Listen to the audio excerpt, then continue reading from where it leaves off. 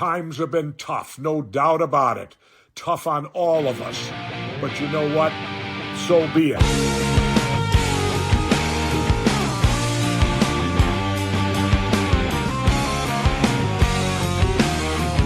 The Workers Club. I love the name.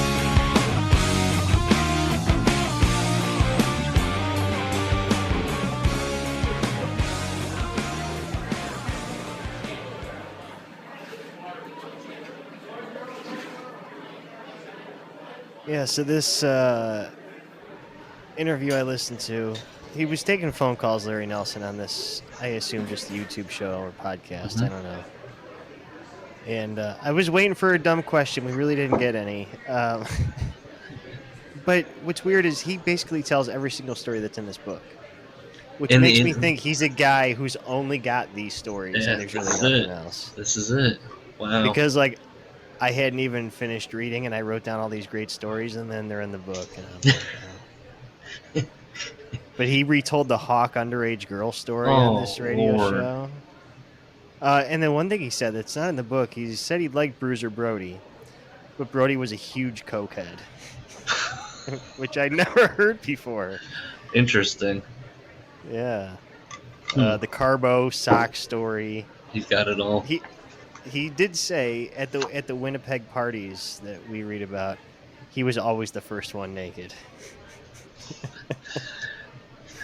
You know, I watched that AWA Superstars. You know, I've watched the one episode. There is like a slight. You feel bad for him, like it radiates. Maybe it's because I read this book, but I feel like he's talking with Kathy Gagne, and oh boy. You know, like the show is exactly as he describes it, and there's like this. You could see him being drunk or high or both, and like cornering you, and you don't want to be mean to him. He has that kind of sweaty energy. He just is trying to have a good time, and you're like, okay. So where were we? We were at chapter 4, Opportunity Knocks. So, right? Yes. Yep. So he's just now. Has he moved? No, he's about to move. He was just talking about his first Winnipeg trip, and now we're moving forward to like him dipping his toe further into AWA. It starts out of the gate. An intimate relationship between two flaming alcoholics is volatile in the best of times. He's talking about this woman he's with. I've been living with a woman in her lace on Lake Minnetonka. She drank a lot, but not as much as I. With them, neither did most people. It was a tumultuous relationship based on sex and booze, and ended after an explosive fight. This left me homeless. So he got kicked out. Yeah, I mean, what did he say? He was 36 when he got into wrestling, right? Something like that? Yeah. I mean, this guy's that old, mm-hmm. and he's one breakup away from being homeless at any time. He's living more of a Bukowski life than Ben Peller did. He's drunk, having these explosive fights. Now he's homeless. Yeah. So he goes to Ken Resnick, who as we've established, he has this little kind of a feud that's in his head. He'll write I like the guy, but he's kind of a dick. Or he'll take little slice shots at him, but he'll barb through you out. He's like, yeah, you're right. And so he invites him to the Cedars and Adena apartment complex. Yeah. And Adena was one of the more affluent Twin City suburbs. This is so stupid. He puts in this joke. For example, how many Adenans does it take to change a light bulb? The answer is 2. It takes 1 to change the bulb and another to properly mix a pitcher of martinis! Exclamation point.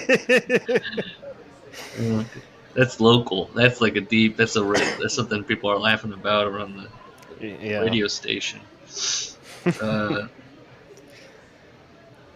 Let's see. So he doesn't know if he's going to be able to afford it. He goes into people that live there already. Zabisco. Well, yeah, there's a bunch of wrestlers who live there, and Adnan owns it. That's right. And also other athletes are there as well, around the local area. It seems to be the go-to for athletes. Yeah. It didn't take me long to meet Larry Zabisco's wife, And then he just proceeds to just go in on her. She looked to be in her mid-30s and overweight. I paid her little mind. He always has these little moments where it's like, well, you're Larry Nelson. So he's sitting with this woman who he knows it's his wife, but he doesn't believe it. Yeah. He thinks Larry should have a hotter wife. Yeah, because the woman sitting across from me in hot bubbling water wasn't ugly, but she was definitely very plain, or very definitely plain. He describes her as big boned. Yep. Still, my manners kicked in, and he's like, "Yeah, I work with Larry." And then she complains about his push. Yeah. He goes in about he keeps calling Larry Zbyszko Zibby. That's annoying. Yeah, throughout the whole thing, and he thinks he's just the greatest, and he wonders why he's not a star in the AWA. And Adnan's always going, Larry at the pool.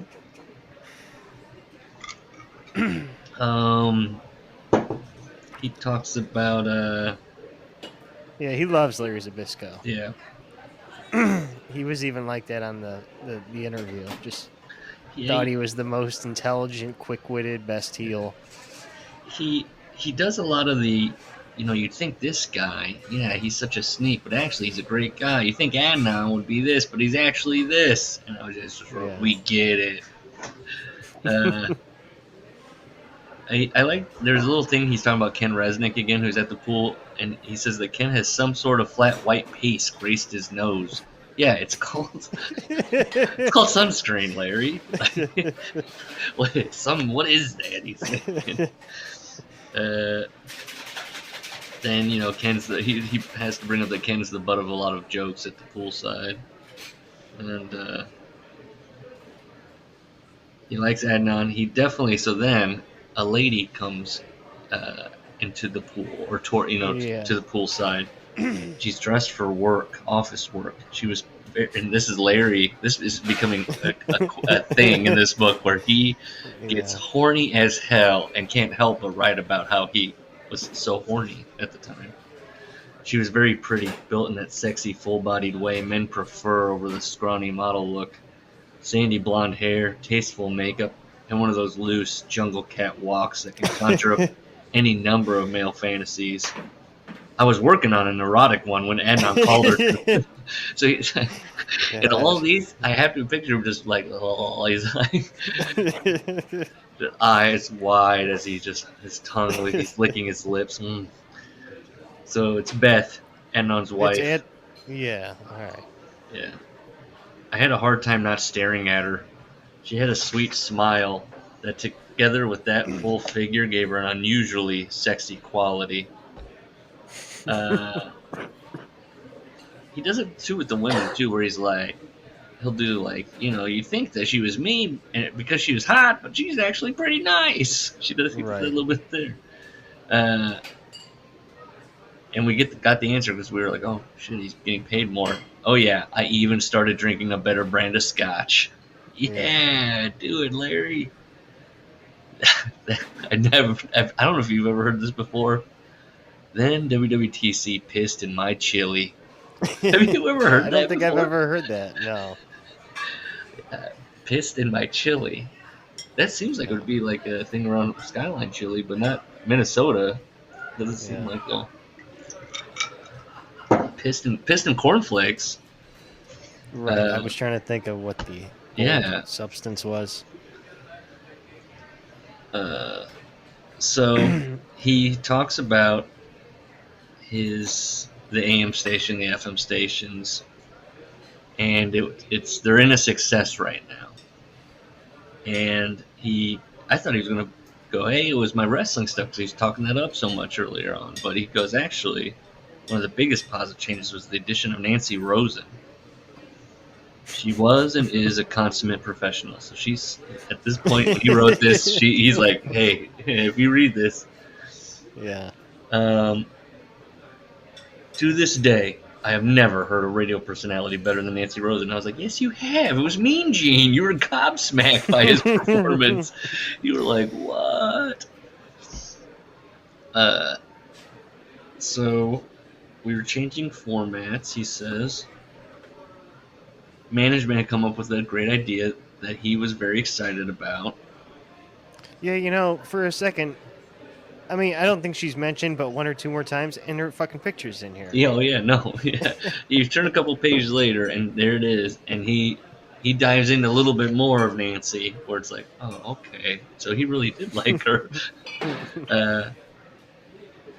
This is a trait of Larry, and this is one of those things where I was asked, like, is he self-aware that that's what he's presenting himself as, where people will confront him, and he'll be like, I don't know if I like this, but then he'll lie to, and he'll be like, I lied about it. I was like, great, good. He's just like a coward in almost every situation. They're like, hey, what does he say? They're gonna have a hip at the radio station. They're gonna have a hip blend of contemporary Black, British, and local music.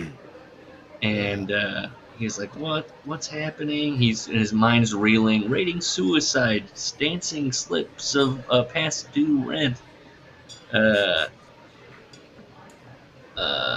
my survival instinct kicked in. I love it. I lied.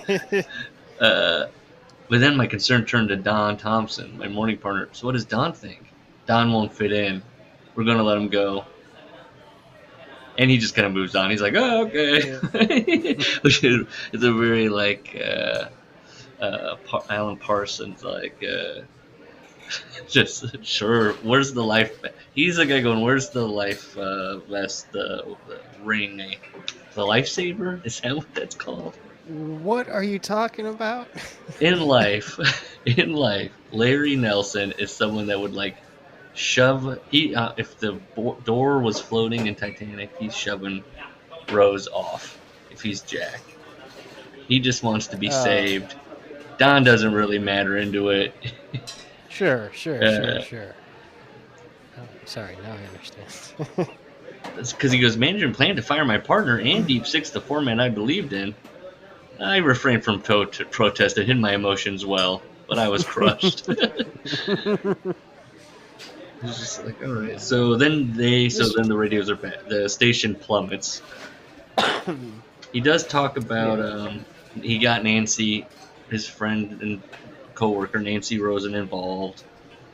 I'll always smile at the memory of Nancy, all 5 feet of her on her tiptoes, giggling through an interview with a ranting giant. We get a name. Station manager was Charlie Lufick. Okay. Oh, I should have looked him up. So, what does he say here? He basically says management is starting to do things, and they're not telling anybody. They plummet in the ratings. You get the picture of Nancy Rosen. The most talented radio announcer I have worked with is Nancy Rosen. This is the caption under her smiling, like, the headshot she'd give to somebody, a publicity photo. She never had a bad day on the air. She was always ready with a sparkle in her voice. Her cute and petite 5-foot frame made a beautiful contrast to the giant wrestlers she interviewed. Okay, Larry. All right.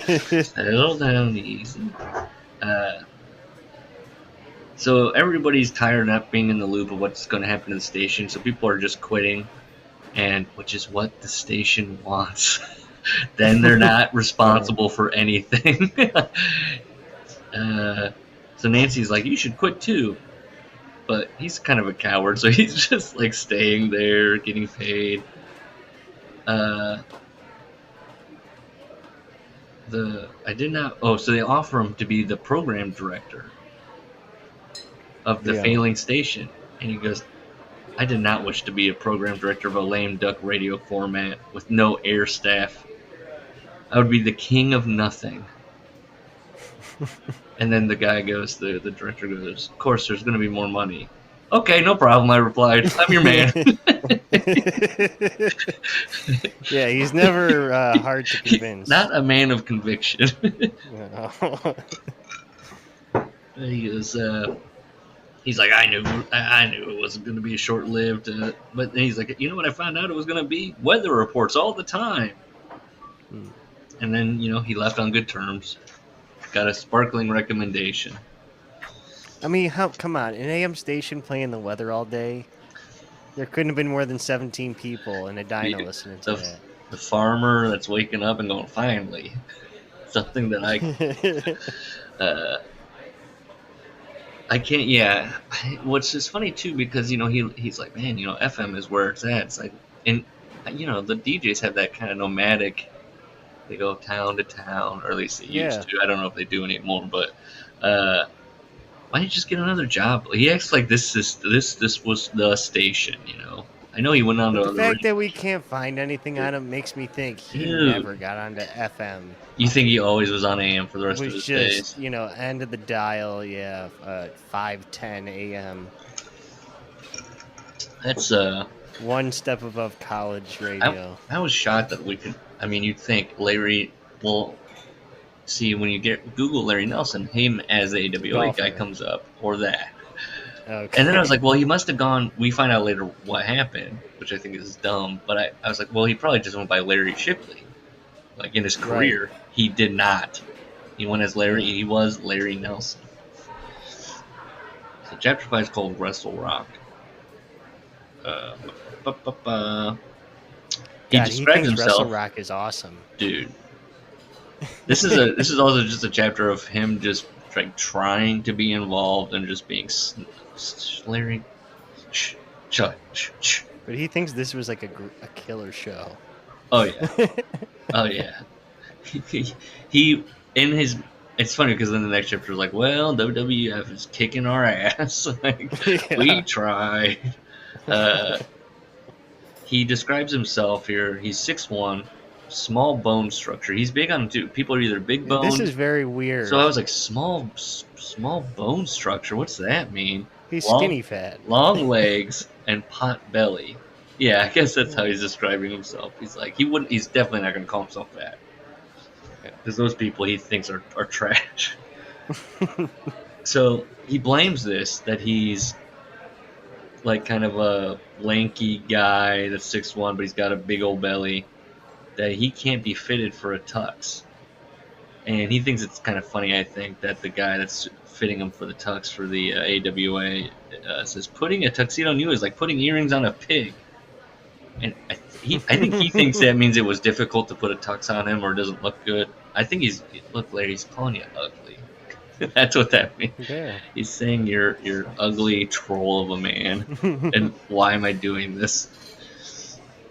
So he shows up for, I guess his first day at full time as an AWA guy, right? Yeah. And they tell him he's going to announce he's doing like studio interviews, right? Is that what he's doing at first here? He's got to sell. Chirons, or did he already do that? No, that was when he said, "Can somebody goes? Do you know what a chiron is?" And he's like, "Yes, kinda." They're going to replace Ken Resnick with him. Yeah. And he said Ken tried not to look pained or irritated when Mike called me on camera, and things went well. That's him project. Like, there's no way he's clocking Ken and being like, "Look at that guy. He's covering up all this emotions. He's so irritated." Off camera, I gave Kathy Shields, the makeup artist, fits. As Mike's wife, Kathy had a lot of practice at being patient. Mike is very Irish. I'm positive his DNA is green. I know. Listen, Mike Shields, I don't care about Mike Shields, and he's in love with him. Oh, yeah, he does. Yes. Which I thought was going to be Ken Resnick, because he's like, I'll always thank Ken for getting me. But he actually kind of hates. I wonder if that's a pattern in his life. Yeah. So, yeah, the Mike Shields, I didn't care about any of this. Well, I did like when he goes, basically Mike is, sorry, I'm scratching my head hitting things. Mike's directing him. Mike's leading him. He doesn't know what he's doing. He's never been on camera before. Sure, that's true. And he goes, in a sense, I was like putty in his hands. And he just talks about how much he loved Mike. And then he goes, it must have been difficult for Mike to watch me waste my talent. And I was like, what talent? He goes in a lot to where he'll talk later where he'll be like, it's on the wrestler to do this, to promote this. And kind of wash his hands of it like, I'm just the guy holding the mic. Sure. Gary Ron was program director of Classic Rock, KIJO, and sister station KRSI.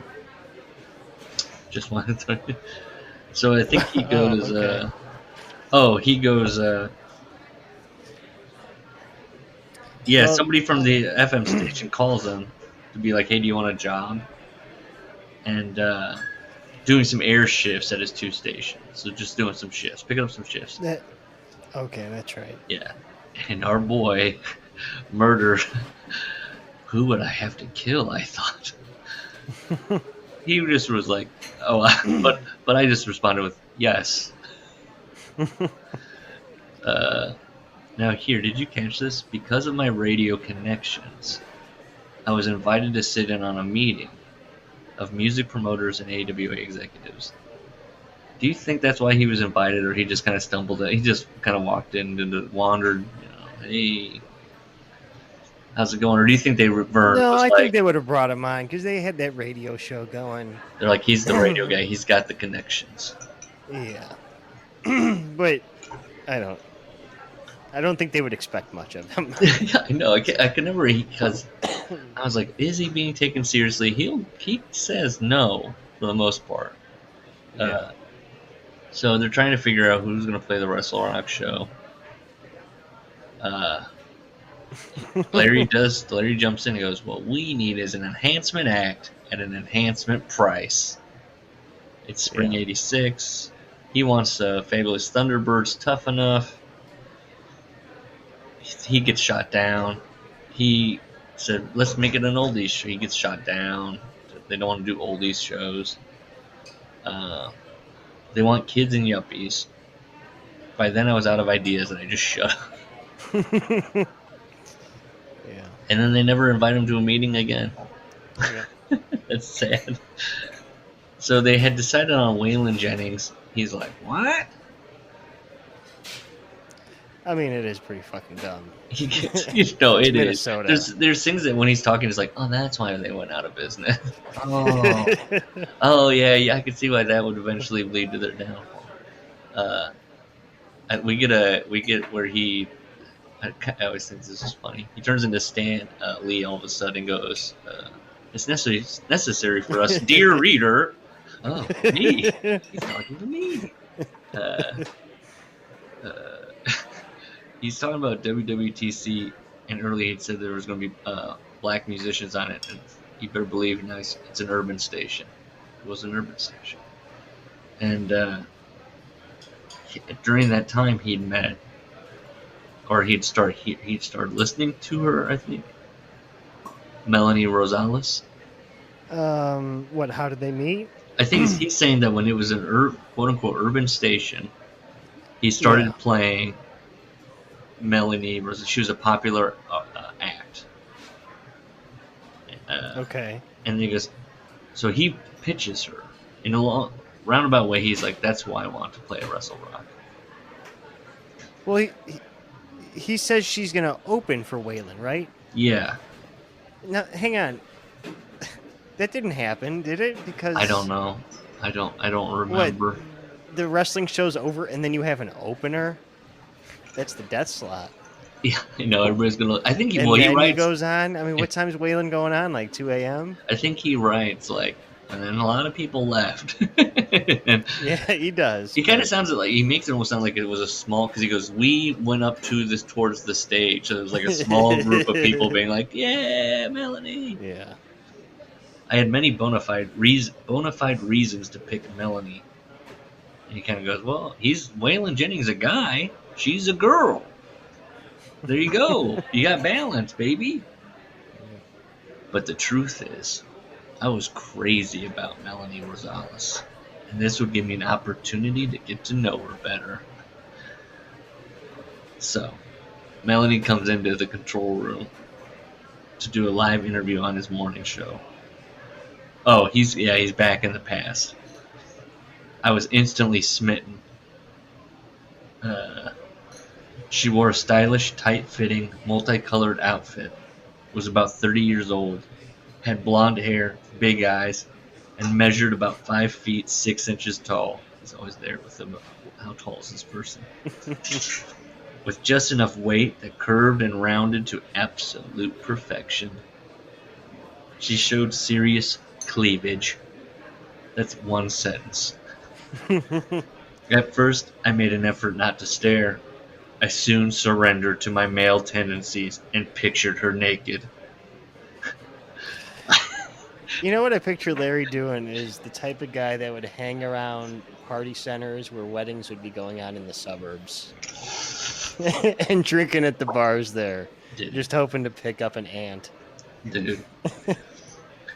He is like writing these inner thoughts that he should not have done. Naughty Larry, I do not want to read about your moist thoughts. Where he...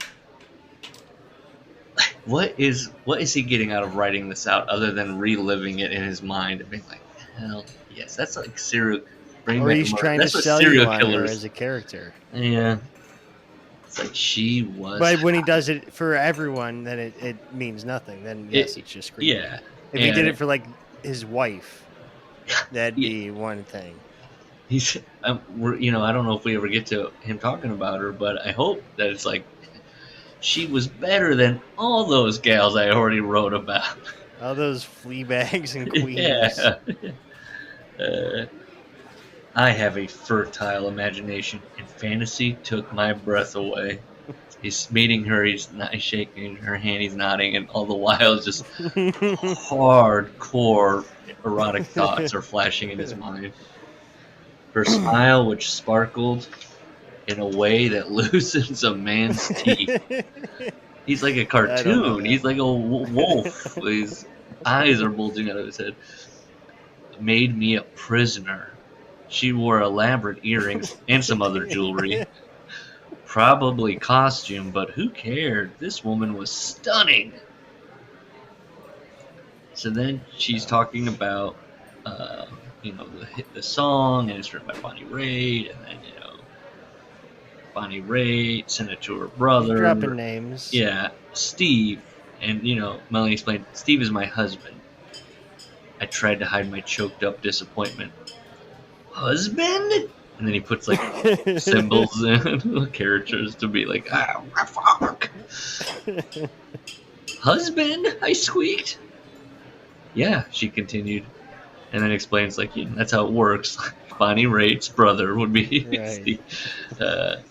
I was still stuck on the word husband. So then he goes into who Steve Raitt is. And he goes, I'd heard he was a talented singer, musician, and lighting engineer. What a triple threat. What a triple threat. For Melody, she's talking. He told you he was a good lighting engineer. Melody's saying all this, and it's like echoing in his mind. And he's like, I heard that.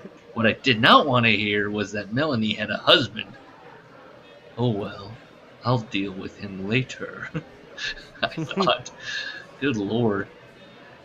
When our time was up, I followed her out of the studio to get a good look at her ass. Larry, no! Oh, you don't put this in a book! Sure enough, it was perfect. In her high heels, she made it mambo when she walked. What an old man thing to say. So I asked Gus about this, and I was like, his wife, did she read this book? And what was she thinking?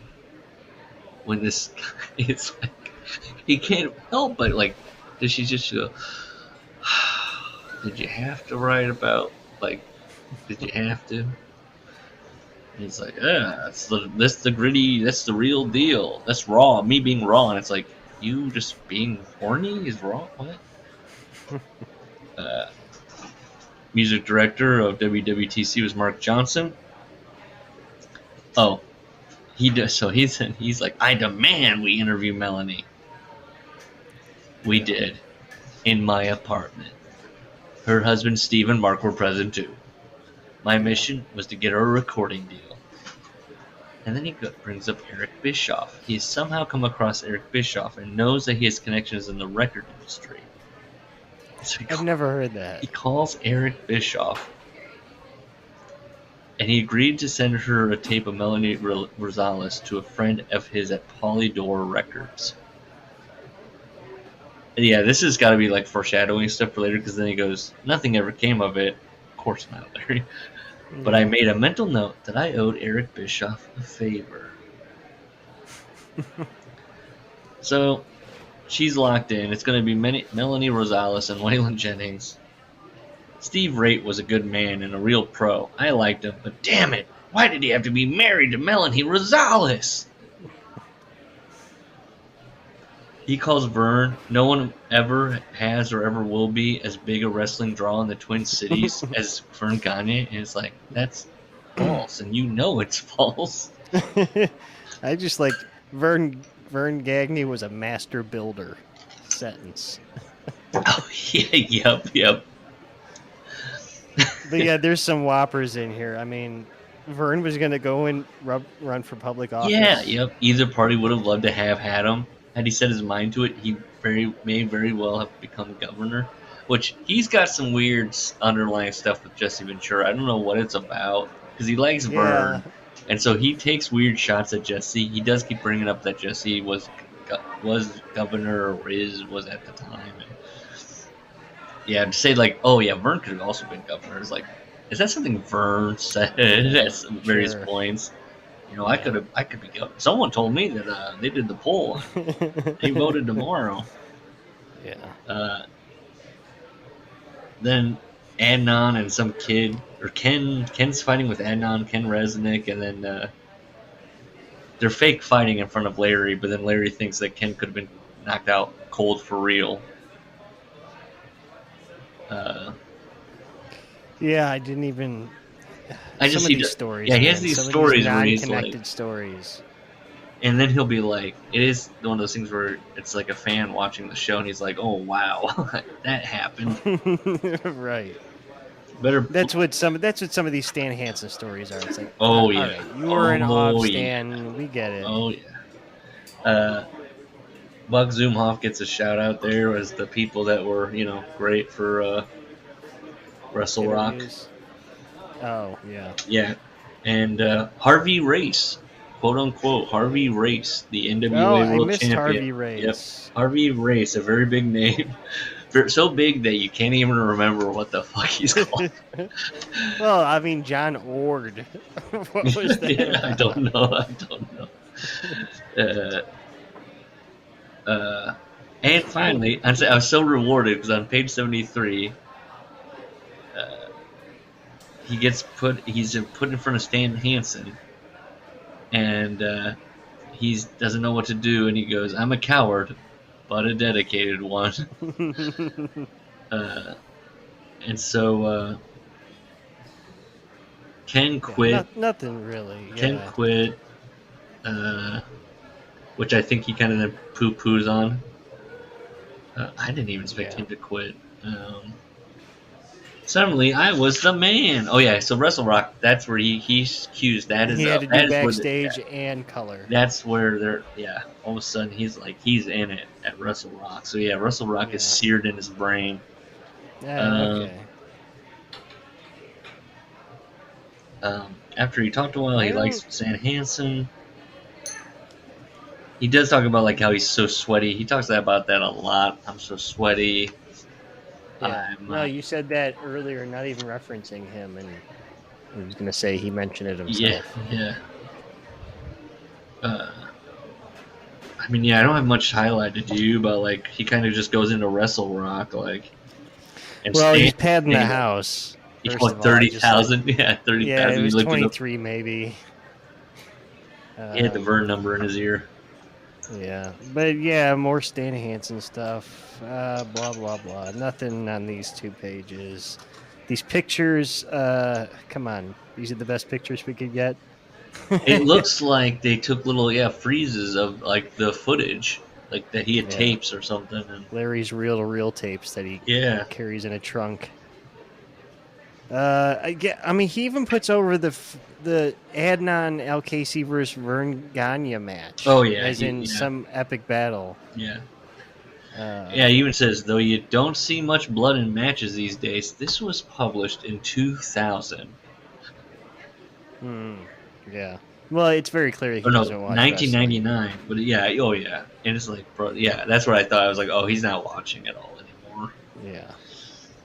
Yeah. So, Wrestlerock happens. And right, Waylon plays, but see, he doesn't mention his girl playing. No, he does. He does. Because when he's like, man, the crowd's like exhausted. Right, Fortunately for Waylon. Okay, it's so quick. Yeah, she went on first. There was a wait before The Rock. Most of the crowd exited after the main event, after the show. Those who remained moved to the front of the stage. We were a small, raucous group. That's where I'm like, okay, a lot of people left. Yeah. I'd love to see who was left for the last song. For Waylon sitting there. Yeah. Larry himself, maybe? I don't know. Yeah. Yeah, you sit through all of Wrestlerock and Melanie Rosales and all of Waylon. How long do you think Waylon played? No. Couldn't have been more than 45 minutes. No, yeah, no way. He looks at what he's got to deal with, and he's like, well, I already got paid, so. Yeah. See, how many matches were on Wrestlerock 86? Oh, only 16. When did this show end? Melanie Rosales probably did a full set. Like, she did a full... I mean, there's a 20-minute match in there, a 30-minute match, another 20, another 15, 10.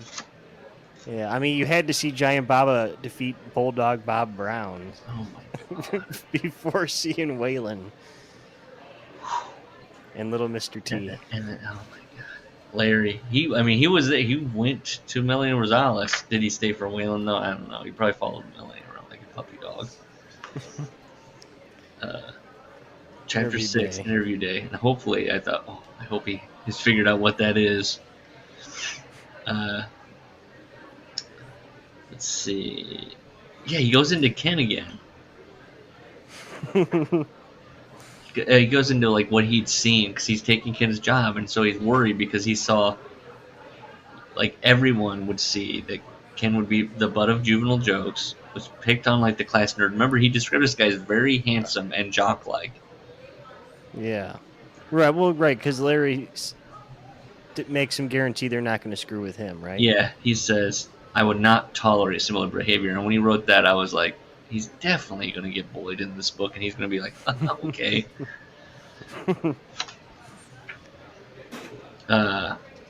Nothing. He's just explaining how interviews work. Nothing's too interesting. I did highlight, because he's talking about how hard they worked. He went, by the time we finished the taping, I'd put in 11 hours. And I was like, Workers Club, bro. That's a couple hours past 8. Sure. I've worked longer. And you're doing than 11. This once. What did you do this once a week? Yeah. Settle down there with the amount of time. Given the importance of the product. Yeah. No, go ahead. He's I think I'm with you where he's just talking about interviews, but it's like. Well, and given the importance, you'd think he'd be in a good place, but much more often than not, I ride to the studio that morning after a nocturnal scotch and cocaine binge. Yep. So you just start doing lines between takes, and he wasn't the only because all the boys tooted before their interviews to get up for it. Yeah. He kind of describes interview day. With having that said, before that he's like interview days were like chaos and crazy. He's like, yeah, because you're all coked up, of course. Everyone's just like not half paying attention. Vern's also making changes. He puts that in there. Vern's always muddling with it, fucking it up. He said that on the interview too, and it sounded like modern day Vince. He said Vern would always come in and change things at the last second, and that he would script things word for word. Yeah. And he was such a promo. Writing great stuff. He brings up that the AWA headquarters even had a conference room because they're trying to like upgrade themselves. Let's see. Yeah, the stupid refrigerator story. He calls AWA a local sports franchise, which I kind of chuckled at. He says Greg Gagne is known for his pronounced sense of humor. Yeah, he's a giggler. He's an infectious giggle. He also talks about the refrigerator they have this year, because they have, it's like an office building, and don't put drinks in it because somebody's going to fuck with the drink. Lord knows what foul-tasting substance. What in the world? He's like, I don't even put food in there. Like, what is this thing with the wrestlers and messing with people's food and lunch and what they eat? Yeah. And then there's mooning, he says, and Greg's there giggling. Yeah, John Ord, the Barbarian. Again, really sucking off Greg here with this story. Dude. Nord wanted to kick the shit out of Greg, but Greg stood tough and Nord backed down. Yeah, and he goes, most would have believed that the Barbarian would have kicked the shit out of him, but not me. Greg would have won, he thought, and he's kind of like thinking of how that he would have gotten him, have to get him on the ground. Yeah. And then we get a great Nails story, being a dumbass. Yes, and it does sound like a, let's see here, how does it go? Kevin must have been stung. No, he goes into the shit out of Adnan, basically. Yeah. Yes. He doesn't even really say what the joke was, just that he... Nope. And I was kind of making fun of him for something he messed up or something. Yeah. Larry says at one point, the boys often made me part of the show. I don't know if it was because I was an older father figure to some. No, I don't believe that. I don't at all. No way. Maybe they figured I was too easy to target. There you go. Yep. Yeah. And then he brings up Sherry, who he brought up previously, alleging that she was probably up in Larry Zbyszko's room playing Battleship. Chess. Oh, Battleship. That's Larry's favorite game that he brought with him. Which, again, Larry's as good as playing Battleship alone. So, Sherry. Come on. She is a truly beautiful woman. Tall, big-boned, with dark hair and eyes, and curvaceous where it counted. I had seen her defending the Women's World Championship once when her top got accidentally pulled down, so I knew the boobs were real. Thanks, Larry. Again, his wife's just like... I frequently imagined what the rest of her looked like. You're talking about her vagina, I imagine, Larry. That's all that's left, I guess, to imagine. Yeah.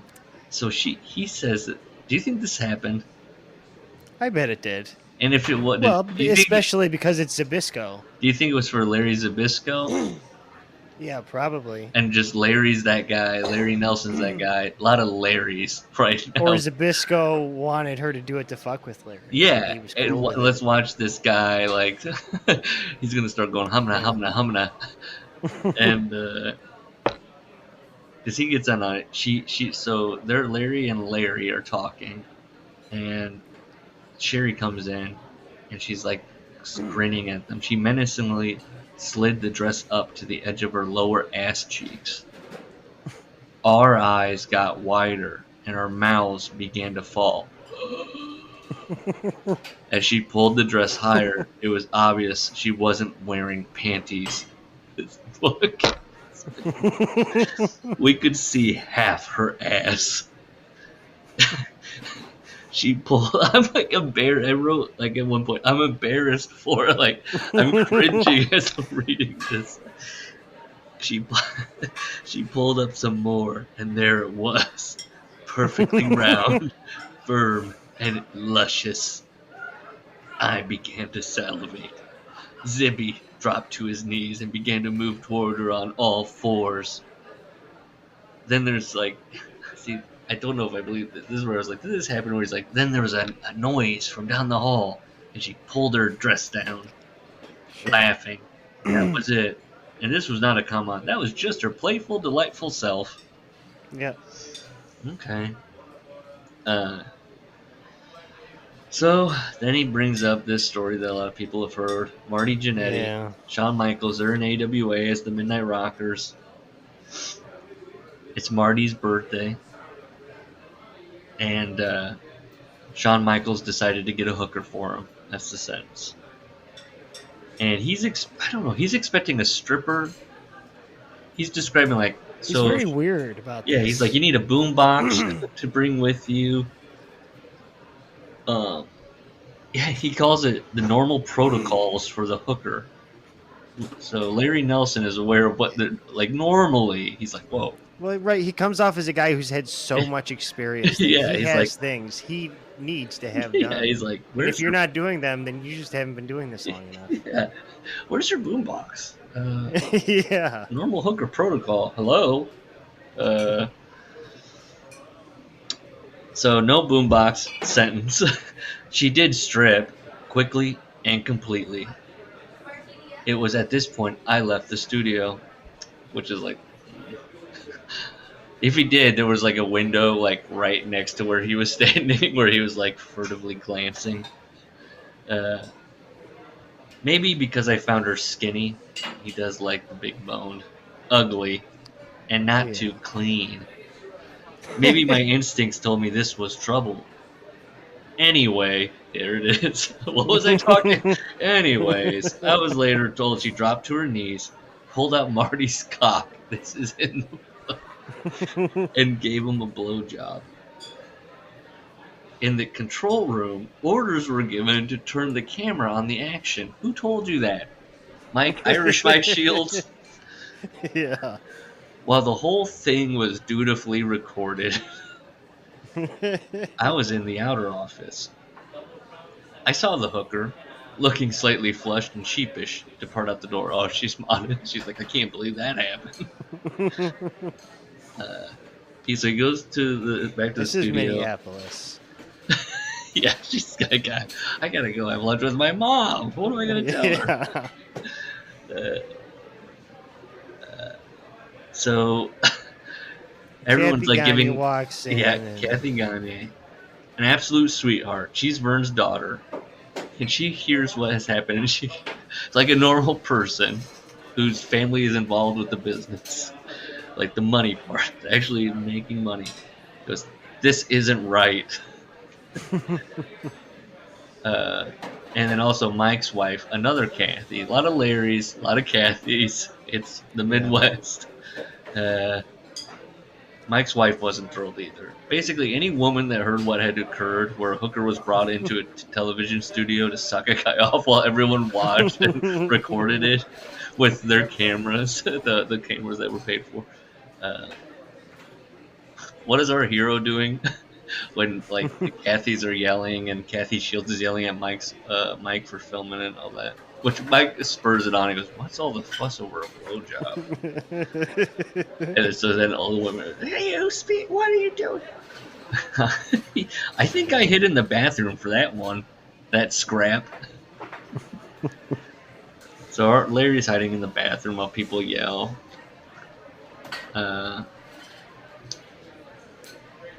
He brings up again that Jesse Ventura is going to become governor. Yeah. And then he flashes back. Or no, it's not a flashback, but it confused me because he talks about Jesse walking around with Vern. Yeah, and I was like, so this is after WrestleMania. This is after he's with but his contract must have been up, so he visits Vern, even though he has no intention. Vince did fire him for doing this, for or just a week or two. Oh, and maybe he did this in the interim, like '87, I want to say. Vern knows Jesse knows what's up. He knows how to get a contract. Yeah. But I like that. So Jesse Ventura has he's a national WWF star at this point, and he's been in movies. And he comes through with Vern into the studio that Larry is very proud of. Vern's very proud of what they built to compete. And he goes, "This visitor looked vaguely familiar, but I couldn't place him." You couldn't place Jesse Ventura. Really? Yeah. His hair was your basic dark brown. Okay. He goes into describing Jesse like, "Oh, this is why I couldn't, because he didn't have a feather boa on his neck." Oh. Sure. And then he throws in this. Like, every other wrestler I'd met, Jesse looked smaller in person than on TV. But every other wrestler he's talked about was like, this guy was huge. And I was like, whoa, he's huge. He's a giant.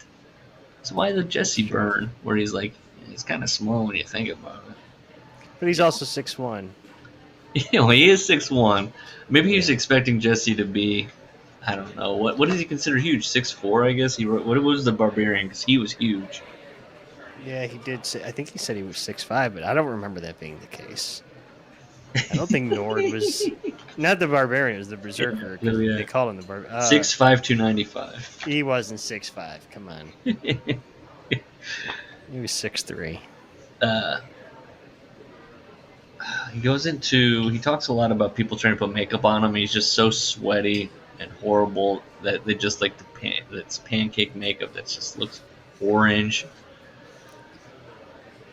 Yeah. Sometimes people are handing him towels to like mop his sweat in between like takes. Oh yeah, the Nasty Boys have told him story. Oh, okay, that's exactly where I was going. Yeah. I don't believe any of this. No. And he puts in parentheses, and it may have been talk. It was, but you're putting it in your book, so you want to believe it. Well, but that's just kind of the last tale he's saying that for. He's kind of standing by the first ones. That they worked for a loan shark, and oh yeah. Jerry would chew their ear off. Come on. Yeah.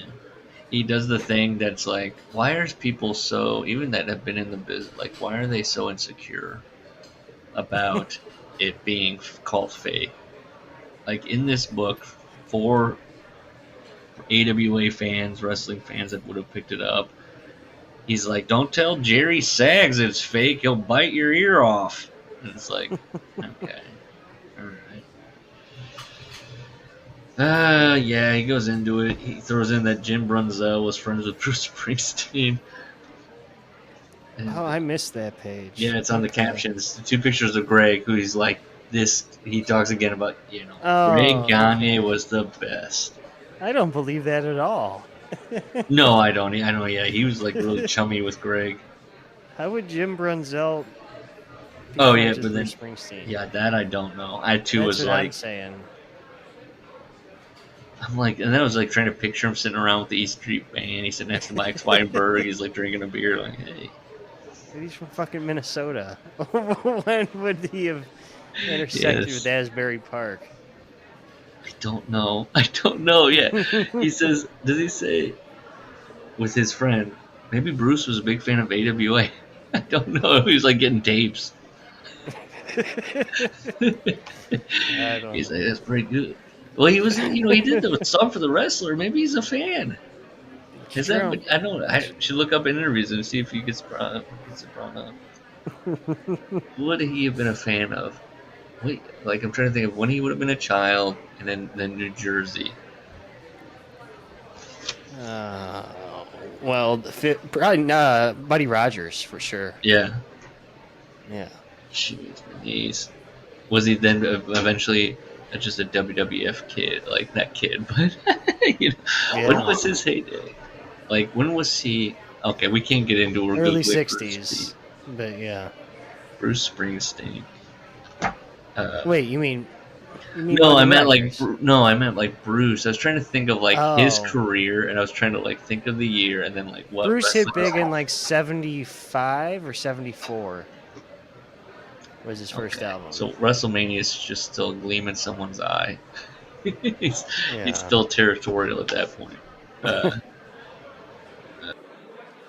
Alrighty, Chapter 7. The stakes get higher. So basically, they're on the ropes. Or at least that's kind of how he feels. WWS is just like dominating everything. Yeah. So, but they get a deal with ESPN. This all is like way overblown in his mind too. Yep. Mm-hmm. He's like, Zibby's Corner was a hit. I don't even remember that being a thing. Yeah, he does. Everything was a smash hit, and I wanted to know where are the Arbitron numbers. Where are you find? Back this up, Larry. Yeah. I think he does this. Sometimes these guys, when they write about, like I said, for his example, ESPN, he's conflating what it became later to be like, we were on ESPN. And it's like, well, it wasn't ESPN. Like, come on. Right. He says, so what? Yeah, all right, we made an ESPN deal. The downside? Extra work. More work. You're a loser. Then we get hit with this, dear readers, changed the entire complexion of the AWA. So then he talks about an angle that was filmed for the CS to blow off the ESPN thing, to start it off.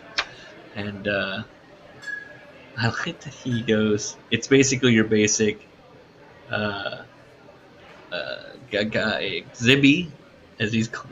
Larry Zbyszko attacks Greg, the son of Vern. That stupid Ninja Go gimmick. Yeah, yeah. Which was awful. I mean, yeah, but this is the worst. But in the book, he does talk, and he was like, in the prior chapter, and he was like, it was pretty good. Larry made it really good and got people interested in him again. I was like, what?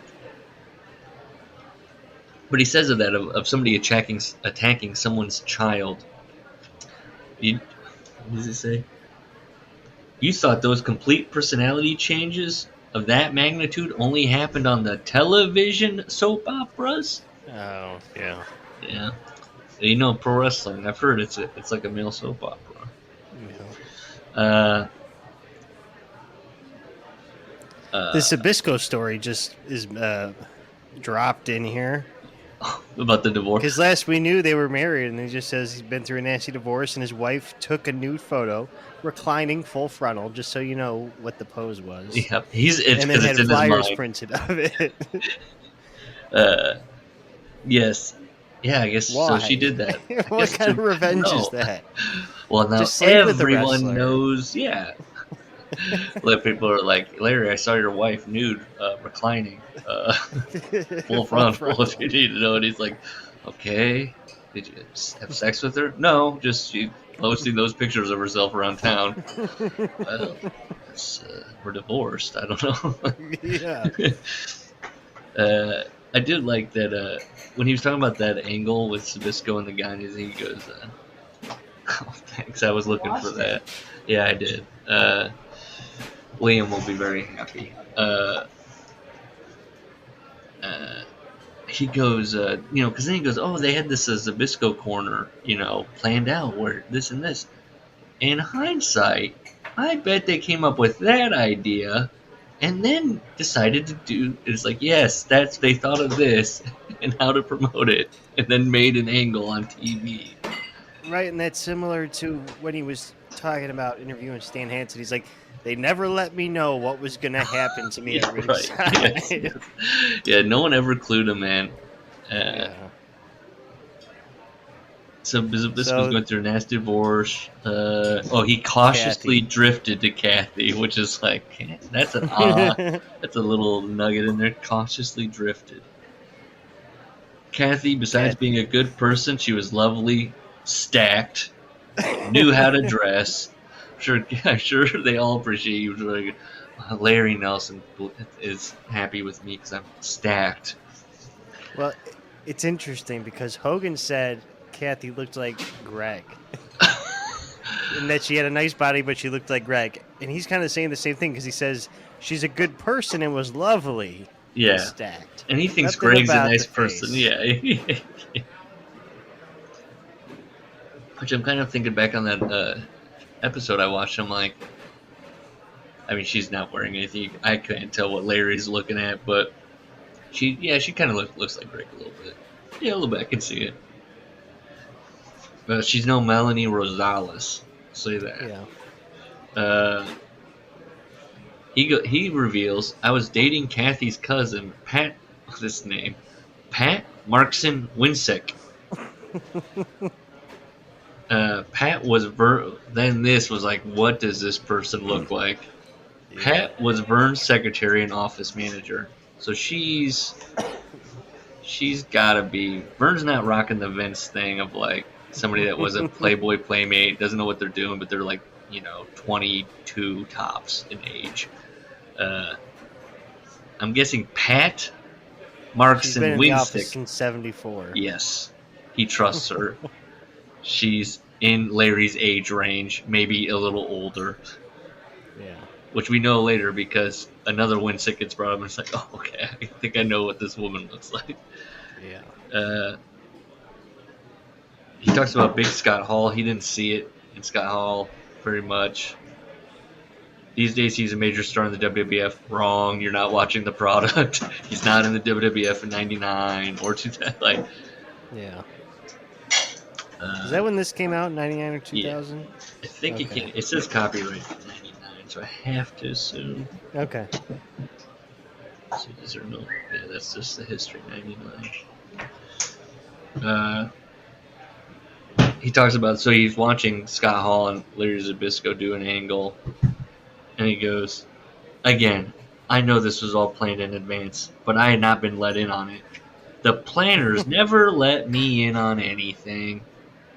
And he says it's probably because my spontaneous reactions were so good. It's like they probably just didn't give a shit to tell you. And if they probably did ask you to act, they were like, "There's no way he's pulling it off. There's no way."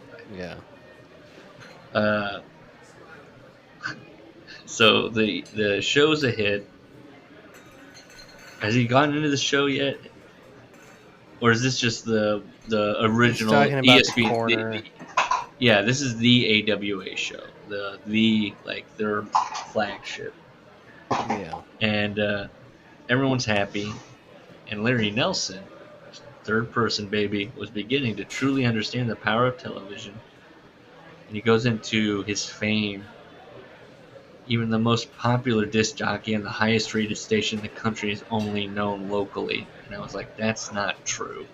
Especially as a radio guy, he should know by '99, like, well, Howard Stern is pretty popular, and he was the most popular. At the time. At the time. And maybe, yeah, he's saying in '86, you could not crack. Yeah, that's fine. Yeah. Is the nationally known local DJ a '90s thing? Other than, like, Paul Harvey. yeah, syndicated, baby. Yeah. I wonder. But he's just saying ESPN got him more pussy. Oh yeah, this fan thing also had an upside. Nightclubs, for example, courted me. Come on. And waived their cover charge, which I'm thinking, okay, 87 is that like $5 tops, and he's like, ooh, he's fluffing his lapels as he walks in. $5 richer right now. People love to buy me drinks. That was probably a huge perk for Larry. Yeah. I got great tables at restaurants. What does Larry Nelson think is a great table? One where he can ogle the women walking by. Yeah. And yes, women are drawn to fame. Larry, you just said you were in a relationship. I began to get more fan mail than the wrestlers. Do you believe that? No, neither did I. No. I was like, Larry, come on. But the fans identified with him closely because he was their buddy. Yeah, yeah. I got mail from all over the world. You can tell this is a small operation because Mike Shields' daughter then starts like a stamp collection from the fan mail. It's very homey in the AWA. He just gets he received marriage proposals from women and men, and then he just stops. And I was like, the restraint on that from Larry is incredible. I was like, and oh nope, he's moving on. So they want another show. They like ESPN loves it, and they want another show to fill in a 1 hour programming gap. Good. Opened in Rockford, Illinois, and Las Vegas. And he says, let me preface my description of this new show by telling you bluntly, I was not a very good wrestling announcer. Yeah. And then he says, well, the first problem was my appearance. It was like, yep. And, yeah, he's 6'1", 230, which... That's you got some weight around you. 230 at 6'1". That's yeah. He takes a shot at Gene Okerlund out of nowhere. He's talking about how tall he is. He goes, Gene Okerlund, on the other hand, is a runt.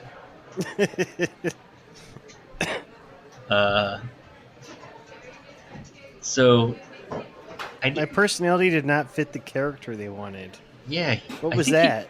I think what he's doing, I was confused at first. I think what he's doing is saying, okay, they didn't really like me on the other shows being a commentator, but I was really good on this show because I'm not good at what they hired me to do originally. Okay, gotcha. Yeah. Because he, that's true. He shouldn't be doing play-by-play. No. And he does that on one of those AWA shows. He says, because I think why I think we were both, or at least I was confused, was because he starts in the past about what his problems were, but then he moves halfway through to the show that he's going to talk about has already aired, and Greg is asking, why aren't you that guy when you commentate? Sure. And your radio show, we loved it when you were on your radio show. Yeah. And he explains, Greg doesn't get it, by the way, because then he goes, we just left it at that. Like, he gets a reason. Greg stares at him like, what? And his thing is, not everything can be drama.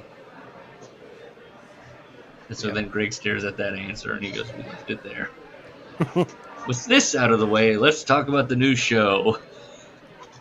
And he goes into it.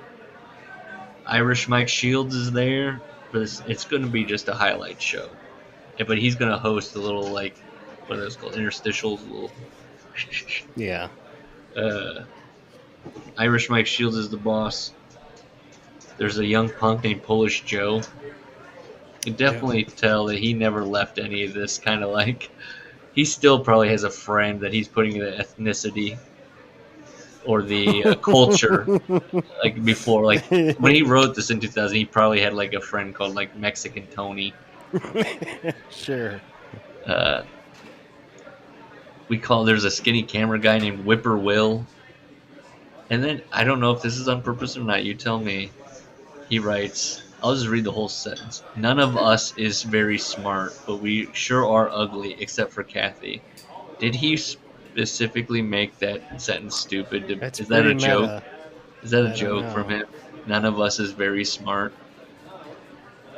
I think he's joking. It's tough. It could probably have a grammar debate. Is it are very smart? That's what I was just going to say. I think it's just one of those things that sounds wrong but isn't. Maybe. I don't know. None of us are very smart.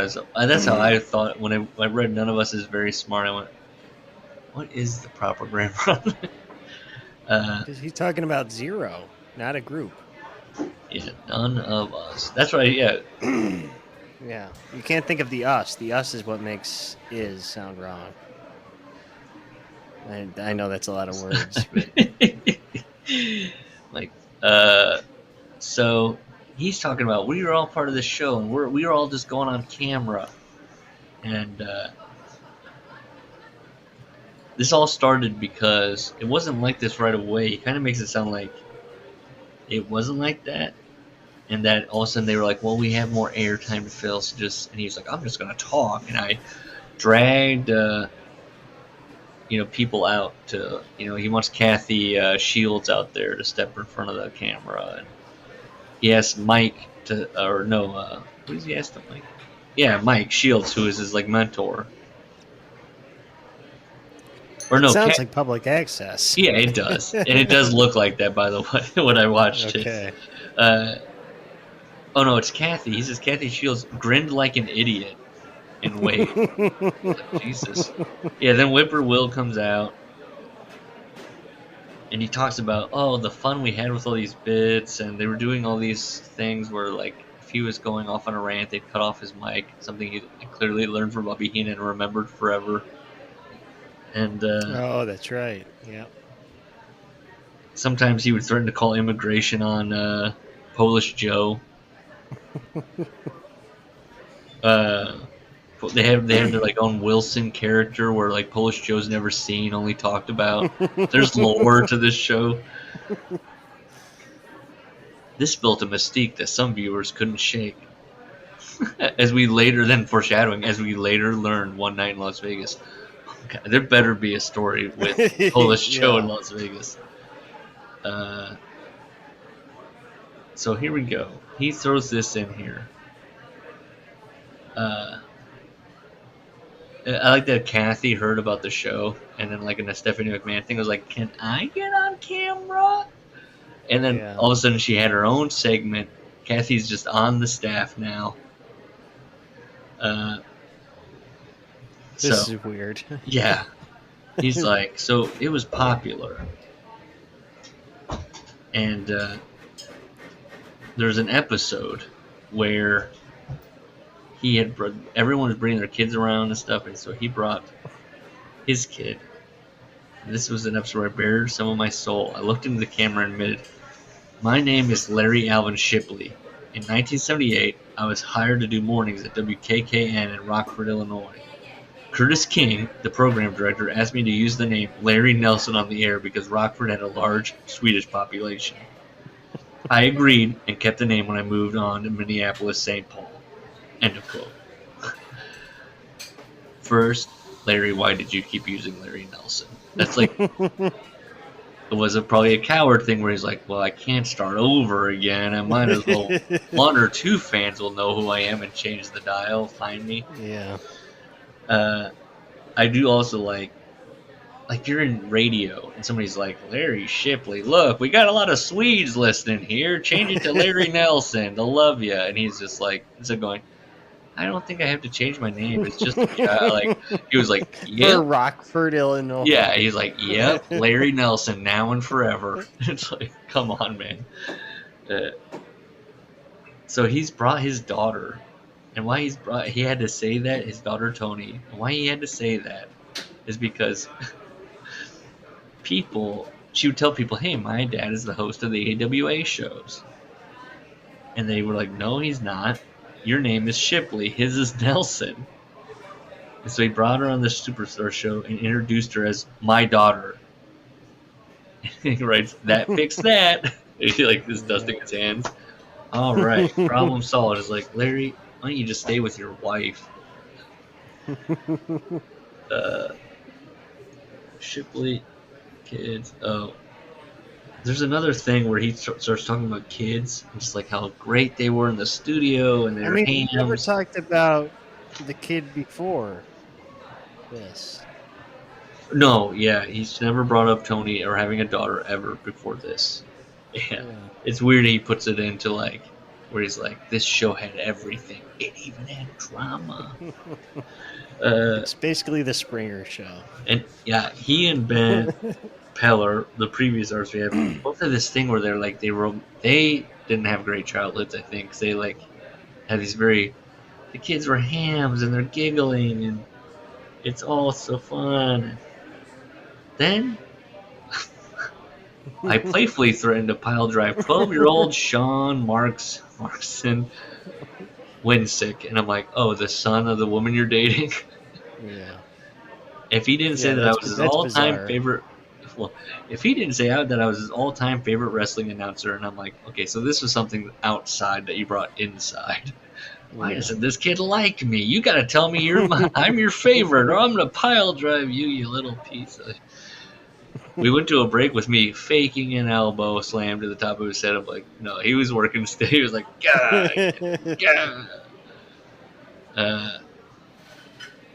Superstars was easily the most lighthearted wrestling show in the business. And then, he goes, by all accounts, Superstars was a smash. And he's felt like himself. Not a Larry Nelson puppet that Mike pulled the strings to operate. Oh, easy. That's your mentor. Is it that much more lighthearted than TNT was? I don't know. Kind of sounds like the same thing. What's funny is because those, it is, I think, their attempt at that thing. And those segments with Vince and the wrestlers were so much longer than what he's got. I took those notes on the one episode I watched, and it's so light. It's just him for maybe a minute tops. I felt like. In between long matches. Okay. But it's a smash, and he was thrilled because they tell him that this clip show, is syndicated in all the market. Now it's in every market, and it's doing better than the regular AWA show. And so he doesn't go into what his reaction was exactly to this, but he just accepts it. Like, they go, well, we don't want that show to do better than our regular show. Those are all the old stars. Some people aren't even with us anymore, so we stopped doing it. And he goes, he's very proud of the show. When all was said and done, we could look back on a great 3-year run. Imagine that. A program originally intended as a 2-month filler for only 2 markets had been canceled for being too successful. I mean, you own the show. Why don't you just put ads in the show for your show? Yeah, say, watch this other show. If you like this so much, we're still around, folks. Right. I don't know about that one. Yes, Larry is all I'm saying, basically. No. Yeah, that's where I was like, because then he doesn't have any follow-up. He doesn't talk. He doesn't react to it really. He just says, this is what happened. They said it's doing better than the regular show, so we got to stop it. And it's like, that. You're leaving out so much. Someone told you that, Larry. They were being nice to you. Yeah. He's going around to other people going, can you believe that? That if you're more successful, they take you off the air. I mean, have you heard of that before? That's crazy. And they're like, whatever. He has a little caption of himself. He has a picture of himself at doing the show. And he writes, he puts in, he always has to be like, look, I look like shit because it was after an all-night binge. And you see that WWE spent a fortune on their studio set. Well, this shows that AWA boldly spent pennies.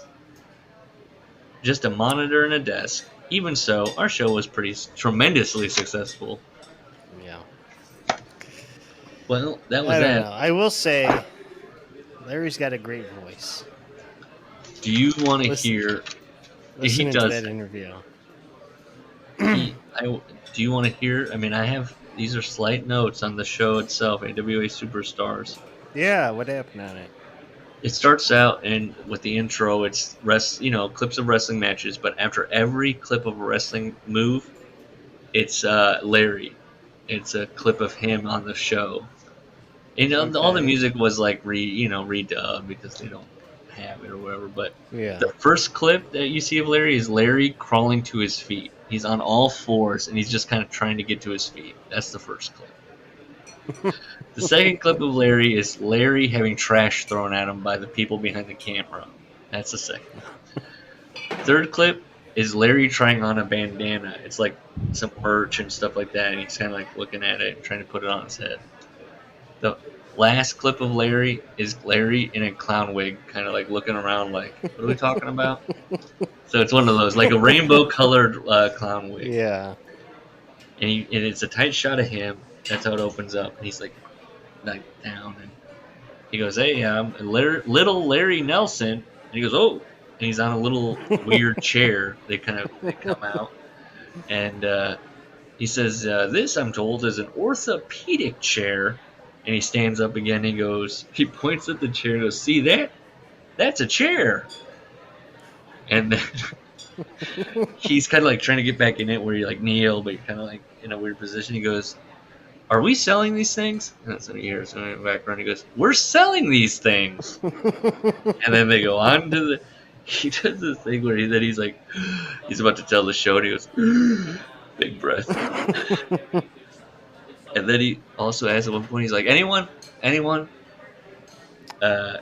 first match is Greg versus Brian Knobbs. And then, so that whole match happens. And by the way, Larry is very sweaty in this whole thing. He was on cocaine. He's doing that thing. When he's talking, he's like, yeah. He never takes a breath. when he's talking. The whole time he's like, and I kept thinking, I was like, he reminds me of like a Chris Farley character almost, where he's just trying to stay present. He comes back. He's interviewing Baron von Raschke. He's doing another read, and he says, he's trying to go, and he goes, international. Running down the show, international title, and then we get Magnum versus Kurt. Wow.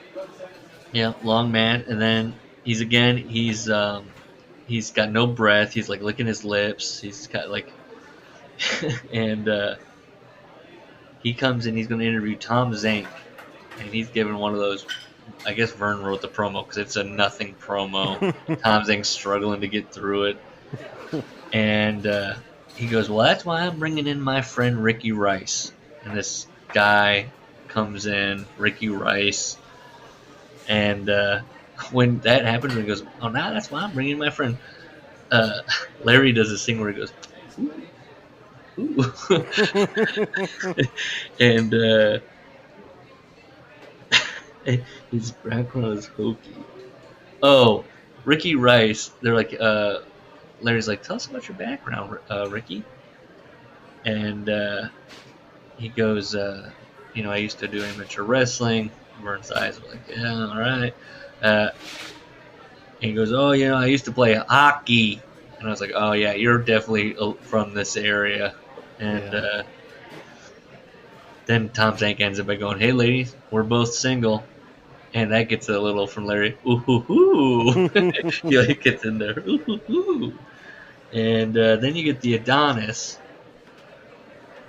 or Adonis, sorry, not the Adonis, and Orton versus the Midnight Rockers. You get back to Larry, and he's going, there's a guy named Bump. I think it was Bump, or maybe he was just talking like, "I need a bump." But he's going, "Bump, bump."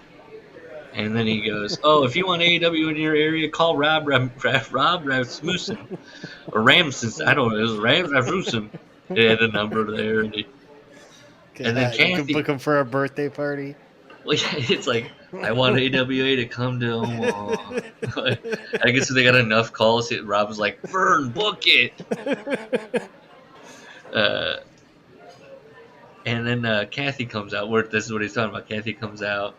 She doesn't have her own segment unless the end of the show was her segment, but she comes out and she's got a big AWA like a sign, and she goes, "Hey, we found a thing for your pocket, a patch for your pocket." And she's like covering him up, and he's like chortling, being like, "Oh, hey, have you seen Bump's butt? That could be his back pocket." He burns Bump for being fat, and she's like, "Oh." And then she goes, "Oh, I wanted to." She's got more props. I got a card trick to show you. It's called like Fire and Ash or something. And she's like, basically, it's just a reason to just spray the deck at him. Okay. And he's like, he explains it. You better believe she kind of walks away and kind of like does like a curtsy or whatever. And he's picking up the cards, and he's like, that whole thing was to spray cards at me. And then he's like, he tries to get back on the ortho chair, and he's like, "Hey, I'm short again." He's doing that again, like, "I'm short." And then somebody goes like, and goes, "Say goodbye, Larry." "All right, that's it for bye. All right, I gotta watch these.